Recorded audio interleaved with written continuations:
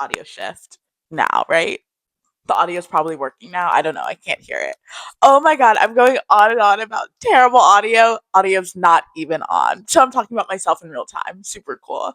Okay, so that's another reason why I was like, I'm not gonna get like real equipment yet because I don't know how to use it. And did I read the instructions? No, obviously. Obviously I didn't. I just played around until I started hearing things correctly. I was sticking like it was chaotic. You should have been there. But how am I? I'm good. I'm good. Life's fine. I it's winter, so we've had Blizzard Part 2 here in the city. I can't wait for it to become Blizzard Part 3, Part 4, and Part 5, apparently, because the groundhog was just like wishing for a terrible life for me, personally and intimately. I went to class on Monday, right? And I'm like kicking myself because there was a class I wanted to take that I've got to take this sweatshirt off. And there was a class I wanted to take, and they were dancing to Say My Name, and they were gonna do it was gonna be like theater, and they were gonna have hats, right? And I was like, oh, I don't have a hat. Oh, I don't have a hat. So I was like, I can't go because I don't want to dance without a hat. And but something was telling me to still go, but I didn't listen to my intuition because notoriously I don't. And then I show up and just decide to take a ballet class that happens in the same room after. And of course, there's like a bucket of hats sitting there. And I'm like, oh, hats were provided, obviously. And I know that's so small, but I wanted to take that class. And I'm mad at myself that I didn't because I then took a ballet class after. And this points to a larger issue that I've been having with classes, many classes in the city as of late, but prices everywhere are, and I'm going to write a Substack article about this. I've decided prices everywhere for dance classes have just gone up and up every year, right? So like an average single class in the city at one of these major dance studios you can go and take class will run you between 25 to $30 now, right?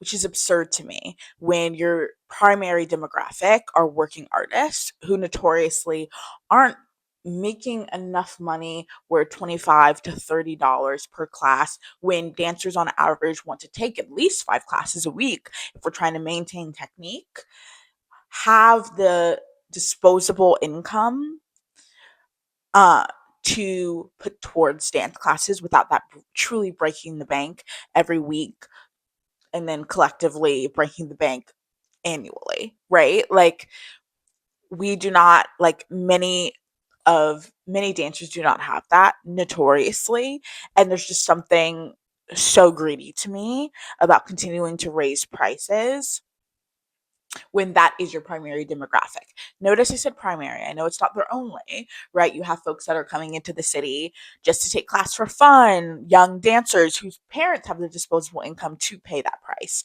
and to be at that price point. And if so, then I understand that. But again, you're supposed to be in service to dancers in the city, all of these institutions, all of these organizations, and that's what you're choosing to make people pay. I don't know, there's something really nasty about it. This is the price point I'm paying for this class? Oh, this is the price point? This is what I'm paying for this class, and this is what I'm receiving in 90 minutes? Unacceptable. Unacceptable. I'm gonna Karen it the fuck out. Unacceptable. That's what you're that no. I understand, especially in New York. Yes, it's class and you're supposed to learn, but also people do hire you from class. So I understand people come in with that energy of that intense energy because they know there's a possibility of someone looking, clocking you, and you getting booked for something. I get it. But also, your energy is so that it's just, let's tone it down a bit, you know? And I'm at the point every time I go into class, if that's what I'm being hit with, and then on top of that, an instructor who is not really giving a good class and not really making the effort to, because they can pull 50 people into their class regardless of it of if it's a truly good class or not, then I get frustrated and then I'm like, what do I get? What do I take? What classes do I take? The best classes for me to take to get a reprieve from that are like contemporary modern drop-in classes because those never have that energy because as concert dancers I think it's just different. I don't know. And maybe it's because it's like hard to make money as a concert dancer. So people are like, we can't even, we're not even on that kind of time because the opportunity to get a life changing salary is just not feasible right now. So, so we're just gonna cut a rug on the dance floor right now and have a good time. You know what I'm saying? Um, Notoriously hate my hair. I redid it the other day myself, and it's like I'm slowly getting better at doing my own hair, but notoriously hate it. I just feel like you're seeing a lot of my face and so little of my hair. Does that make sense? I just feel really face forward right now. Hair is kind of an afterthought, derogatory. Like my, I don't know. I just feel like I have two strands of hair on my head. It just doesn't feel like enough hair. It doesn't feel full enough. And the reason I decided to like rebraid it immediately was because I have a wig party on Friday. And I was like, I need a wig. And my other hair, it was like, I had big passion twists. And I was like, that's not going to fit in a wig cap. That's just not, as much as I like pray and wish, it's not going to happen. So I need to change my hair, and it's time because we've been really pushing it. So it's time anyway. And so my goal was to have smaller, but my God, they're almost non existent on my head. I don't want to, I don't know. I feel weird ranting about work, I think, because I love a lot of parts of my job, and then there's other parts where I'm like,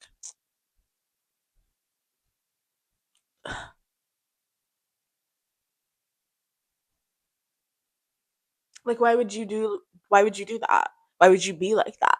Why would you exist like that? You know what I mean? And I have those moments, and I had that moment yesterday. I'm not going to talk about work in specifics, but I am going to do this. I'm going to talk about a Substack article. Me always plugging my Substack. A Substack article that my mother and I are actually going to jointly write, um, and talk about because I was ranting to her for an hour at work, just in a random boardroom because I was at my brink.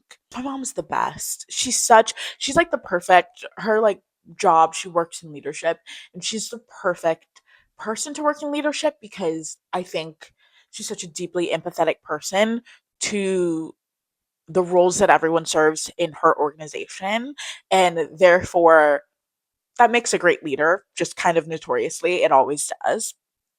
And I was telling my mom, just ranting about whatever I was ranting about with work. And she was like, I think, Kayla, and I'm going to be honest with you, I'm curious if it's an issue with bias, you know, about your role with the organization that I'm with and the kind of assumption of someone's capabilities when they're in a specific role.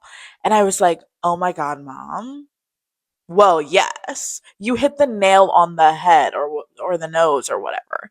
My mom, I think, is such my mom and dad, like just their background, how they grew up, I think they have such an understanding and an empathy of that, right? And understanding that people are so much broader than just the job they come to do on a given day.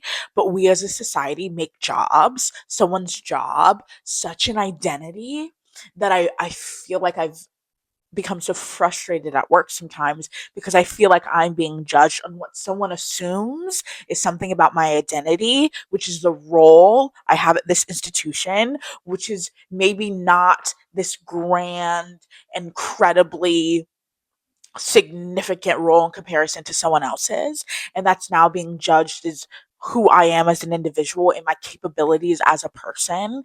And it's so frustrating to be talked down to when I'm sitting there and I'm like, you don't even know the half, or not even a half, nor the whole, not even a section or a fracture of the totality of who I am and what I'm capable of and what I've accomplished in my life. And it's actually insane. And I think that goes to literally anyone.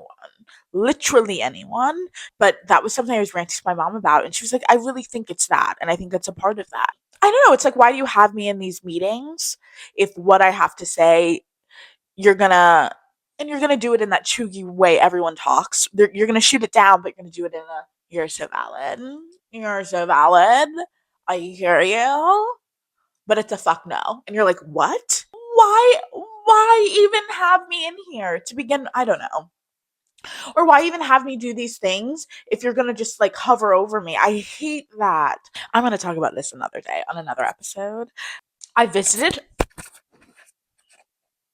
Oops. I visited Hoboken last week. So cute. I have a friend that lives over there. Adorbs. Adorbs. Want to live over there. Air is so clean. So clean. Never heard of her. I am always curious about like what the air in the city is like slowly doing to me.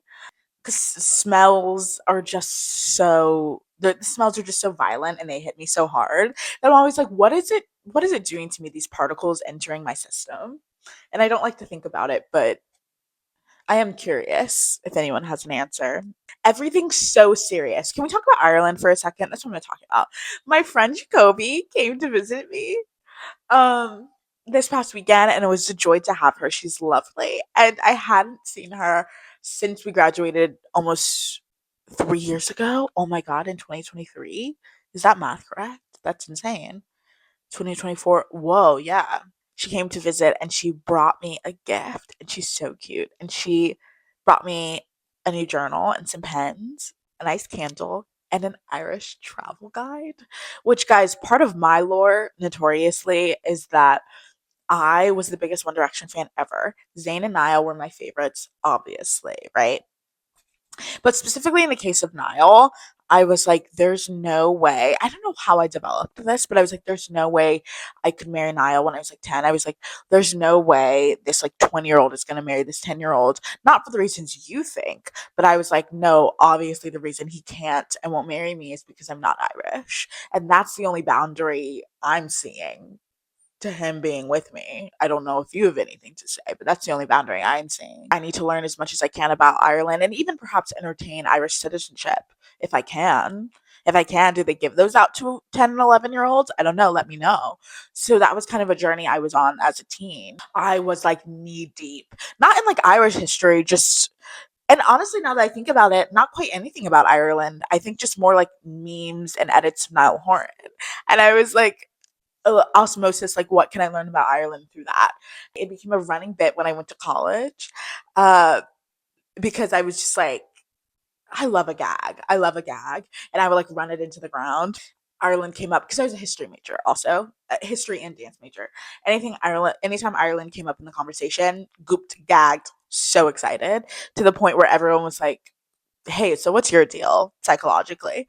And I would give everyone the lore. They found it hilarious. And so I, again, will run a bit into the ground. So for when I was taking dance history courses, whenever we had to do it on a style of dance, I think for my final project, I did it on Irish step dance, obviously. I love a bit, and I ran that bit forever and ever. All that to say, anyone who knows me from that era of my life will bring up Ireland at any given time. I feel like people get so obsessed with Ireland to a hilarious degree to me. And I think it's so funny. And so I guess it's kind of my spoof on those people that are like, yeah, I'm Irish, yeah, I'm Irish, and they're like fifth generation removed and kind of not at all Irish. And so I think it's like my spoof of them. But what's funny is because I'm not like a comedian or anything, I think people don't know I'm spoofing, and I think they're just like, she is kind of a weirdo that's like really into Ireland. And so I don't know if the joke is actually landing a good like 90% of the time, but that's okay. That's okay because even if the bit isn't bitting, you commit to the bit no matter what. And so that's what I'm doing constantly. Oh my God, it's already 12. Wait, I leave for work in 20 minutes. Okay, peace, love. See you in the next one.